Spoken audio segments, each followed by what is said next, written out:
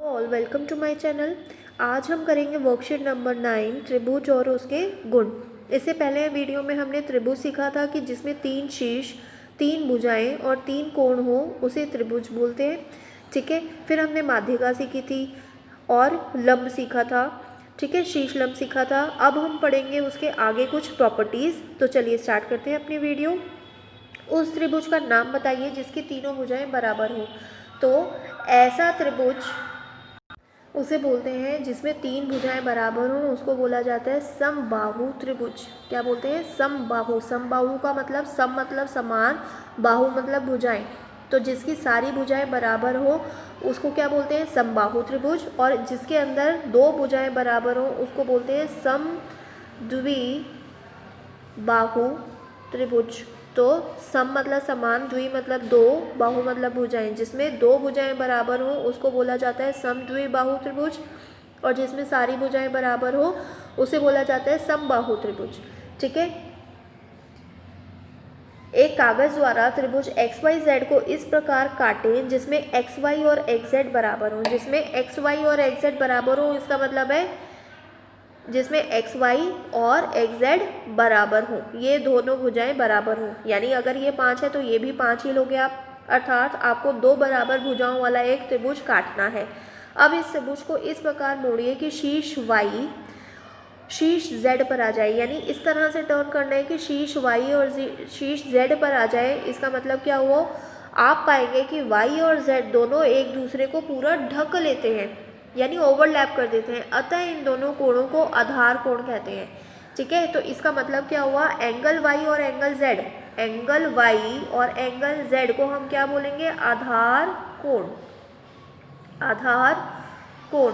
तथा यह एक दूसरे के बराबर हैं। भुजा XY और भुजा XZ को त्रिभुज XYZ की समभुजाएं कहते हैं, यानी कि बराबर भुजाएं, समान भुजाएं कहते हैं। ठीक है, तो इससे निष्कर्ष क्या निकला? किसी त्रिभुज में बराबर भुजाओं के सामने वाले कोण सम्मुख कोण यानी आपस में बराबर होते हैं। किसी त्रिभुज में बराबर भुजाओं के सामने वाले कोण यानी सामने वाले को क्या बोलते हैं? सम्मुख कोण बराबर होते हैं। ये प्रॉपर्टी नंबर 1। ठीक है, प्रॉपर्टी 1। आगे चलते हैं। कागज से एक त्रिभुज ABC काटें और इसके कोणों को एंगल 1, एंगल 2, एंगल 3 नाम दें। फिर कोणों को अलग अलग काट दें। अब कोणों को हमने क्या करा? अलग अलग काट दिया, अलग अलग काट दिया। ठीक है, 3 टुकड़ों को साथ में दिखाए गए चित्र के अनुसार एक सीधी रेखा में जमा दें। यानी सीधी रेखा पर लगा दोगे तो इसका मतलब है क्या निष्कर्ष निकलेगा? Angle 1 plus angle 2 plus angle 3 is equal to 180 degree. ठीक है, इसका मतलब क्या हुआ? यह तीनों कोण मिलकर एक सरल कोण बनाते हैं। क्या कोण बनाते हैं? सरल कोण। ठीक है, तो इसका मतलब क्या हुआ कि त्रिभुज के तीनों अंतः कोणों का, अंतः कौन से? जो अंदर कोण बन रहे हैं, तो त्रिभुज के अंतः कोणों का योग कितना होता है? 180 डिग्री। ठीक, फिर देखो एक्टिविटी है आपके लिए। नीचे दिए गए माप के त्रिभुजों को खींचिए, कागज की पट्टियों का उपयोग करें। ठीक है, एक स्ट्राइप्स लेनी है और उससे आपने त्रिभुज बनाने हैं। ठीक है, 2 centimetre, 3 centimetre, 5 centimetre, 3 centimetre, 6 centimetre, 7 centimetre, इसके आपने 3 त्रिभुज बनाने हैं अलग अलग मेजरमेंट के। तो उससे आपको निष्कर्ष क्या मिलेगा? देखो, 2 भुजाओं की माप का योग तीसरी भुजा की माप से अधिक होता है। अगर ऐसी कंडीशन है तो हम त्रिभुज बना सकते हैं। ठीक है, चलिए अब प्रॉपर्टी रिवाइज करते हैं कि हमने कौन कौन सी प्रॉपर्टी सीखी आज। देखो, प्रॉपर्टी नंबर 1 हमने सीखी, प्रॉपर्टी 1। प्रॉपर्टी 1 में हमने क्या सीखा कि प्रॉपर्टी नंबर 1 में हमने सीखा किसी त्रिभुज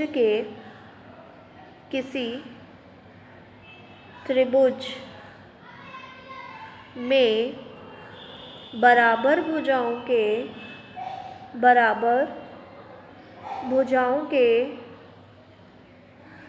सामने वाले कोण बराबर होते हैं। यानी कि सम्मुख कोण क्या होते हैं? बराबर होते हैं। किसी त्रिभुज में बराबर भुजाओं के सामने वाले कोण बराबर होते हैं। ऐसा हमने सीखा था कि ये ट्रायंगल है, ये इक्वल साइड्स हैं, मान लो A, B और C। ठीक है, तो एंगल बी और एंगल सी जो है ये हमारे पास क्या होंगे, इक्वल होंगे। तो देखो बराबर भुजाओं के सामने वाले कोण, बराबर भुजाओं के आमने सामने वाले कोण यानी सम्मुख कोण आपस में बराबर होते हैं। फिर हमने प्रॉपर्टी नंबर 2 सीखी। प्रॉपर्टी नंबर 2 हमने क्या सीखी कि प्रॉपर्टी नंबर 2 सीखी हमने त्रिभुज के तीनों अंतः कोणों का योग, तीनों अंतः कोणों का योग 180 डिग्री होता है, 180 डिग्री होता है। जैसे मान लो आपके पास क्वेश्चन दे रखा है, ये आपके पास 50 डिग्री है, ये आपके पास x है, ये 70 डिग्री है, ठीक है। तो हमें पता है कि त्रिभुज के तीनों अंतः कोणों का योग कितना होता है, 180 डिग्री, यानी 50 degree plus 70 degree plus x degree is equal to 180 degree. 50 plus 70 120 plus x is equal to 180 degree. कोई भी चीज़ लेफ्ट साइड से उठाकर जब राइट साइड में जाएगी तो साइन चेंज हो जाते हैं। कोई साइन नहीं है, इसका मतलब है प्लस का साइन है, तो यहाँ आके क्या आ जाएगा, माइनस का साइन। और 180 में से 120 गए तो 60 डिग्री, इसका मतलब x की वैल्यू कितनी आ गई हमारे पास, 60 डिग्री, ठीक है। फिर हमने प्रॉपर्टी नंबर 3 पढ़ी। प्रॉपर्टी नंबर 3 हमने पढ़ी कि दो भुजाओं की माप का योग तीसरी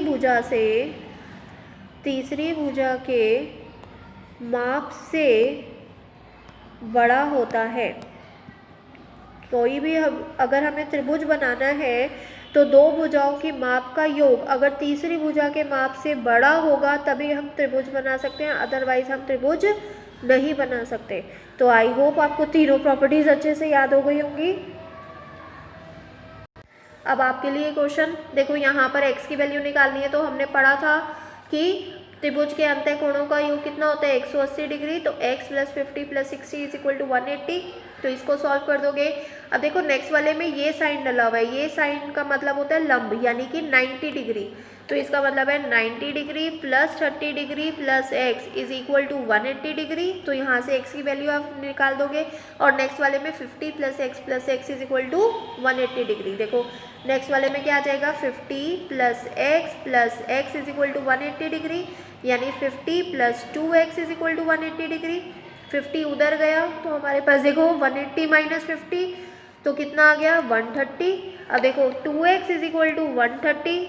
तो मल्टीप्लाई की कोई भी चीज़ लेफ्ट साइड से दूसरी साइड पे जाएगी तो अपोजिट हो जाती है। तो मल्टीप्लाई का अपोजिट क्या होता है, डिवाइड। इसका मतलब ये हो जाएगा। और इसको डिवाइड करोगे, देखो 2 छीक 12, 2 पंजे 10। तो x की वैल्यू कितनी आ जाएगी हमारे पास, 65 डिग्री, ठीक है। नेक्स्ट क्वेश्चन है आपके पास, नीचे दिए गए कोणों में कौन कौन से कोण युग्म एक त्रिभुज के अंतः कोण हो सकते हैं। तो देखो इनको जब आप प्लस करोगे, 40 प्लस 70 प्लस 80, अगर ये 180 डिग्री आया तो इसका मतलब ये त्रिभुज के कोण है, ठीक है। और अगर 180 से कम या 180 से ज़्यादा है तो इसका मतलब है ये जो अंतः कोण है ये त्रिभुज के नहीं है। तो आपको ऐसा युग्म बताना है जो कि त्रिभुज के अंतः कोण हो सकते हैं।